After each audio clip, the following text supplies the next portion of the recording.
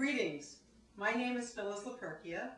Today, my husband Alex and I would like to speak to you about alien and UFO encounters with mankind. There is evidence that so-called aliens or extraterrestrials are actually angels and demons.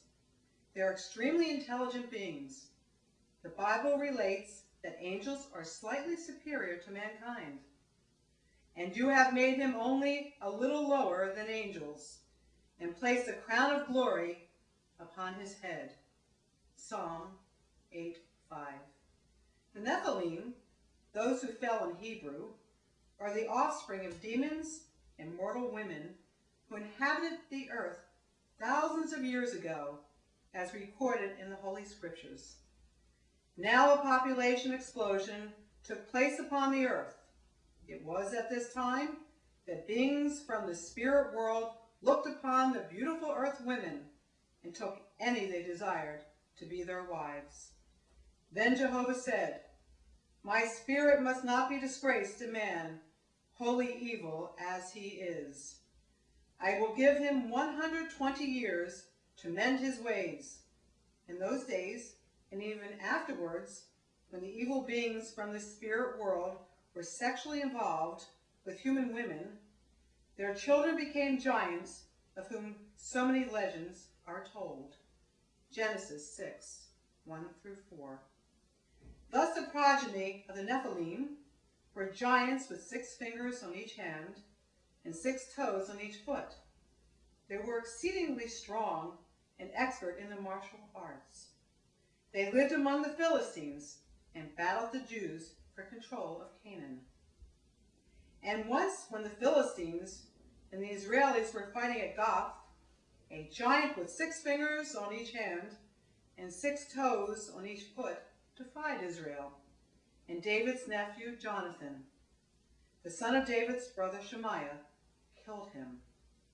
2 Samuel 21:21.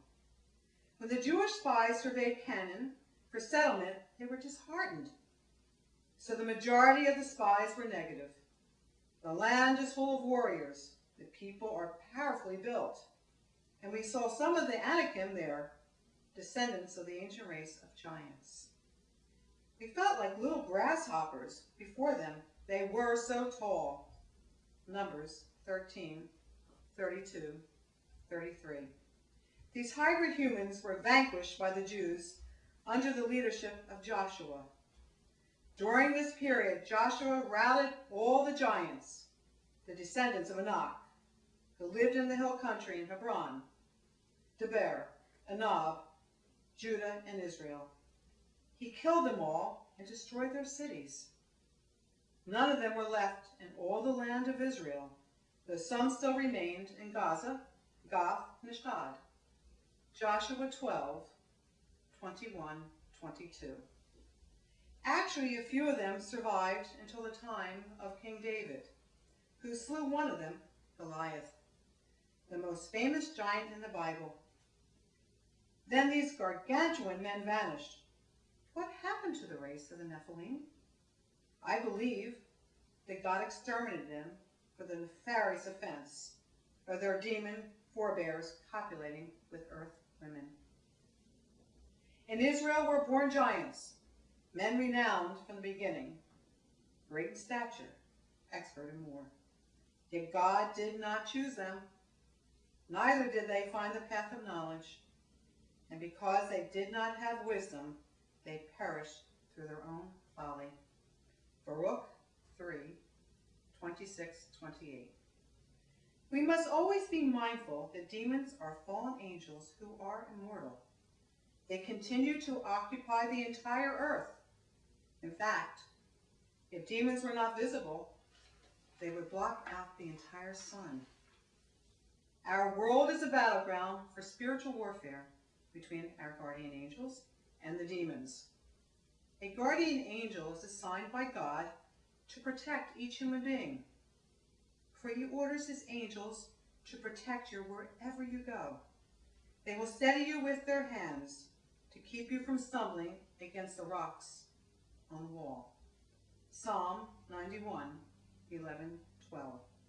The fallen angels became demons who were cast out of heaven to occupy the earth and hell. The mission of the demons is to make us evil and destroy our souls. They tempt and torment us here on earth, seeking to pull down our souls to the abyss where they will dwell forever when ultimately banished from earth by God. Then there was war in heaven. Michael and the angels, under his command, fought the dragon and his host of fallen angels. And the dragon lost the battle and was forced from heaven. This great dragon, the ancient serpent called the devil or Satan, the one deceiving the whole world, was thrown down unto earth with all his army. Woe to you, people of the world, for the devil has come down to you in great anger, knowing he has little time left. Revelations 12, 7, 8, 9, and 12. Angels and the demons are capable of traversing great distances with celerity. Lucifer, otherwise known as Satan, is the prince of this world and master of the air. In modern times, by means of the space vehicles they have developed, which we call UFOs, they travel our terrain at speed exceeding our most sophisticated aircraft. Numerous pilots have testified of their existence over the years.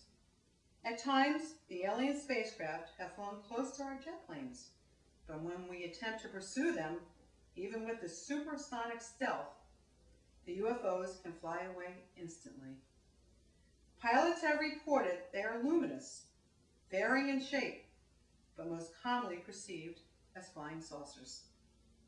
There have been ancient encounters with these terrestrial discs as disclosed in the Bible. The prophets Elijah and Ezekiel spoke about wheels of fire which transported angelic beings. In our time, the first reports of alien spacecraft emanated from Allied and Axis military forces during World War II.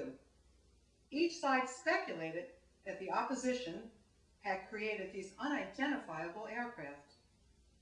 There is a credible instance when angels took over Allied aircraft when their crew was killed in aerial combat. Air Chief Marshal Lord Dowling, commanding officer of the Royal Air Force of Great Britain during World War II, insisted that airplanes whose crews were killed in action nevertheless continued to engage in the Battle of Britain. He contended that angels were the planes. Moreover, he was quoted, "Of course the flying saucers are real, and they are interplanetary." Reuters, August 1954. And now my husband Alex will continue this presentation.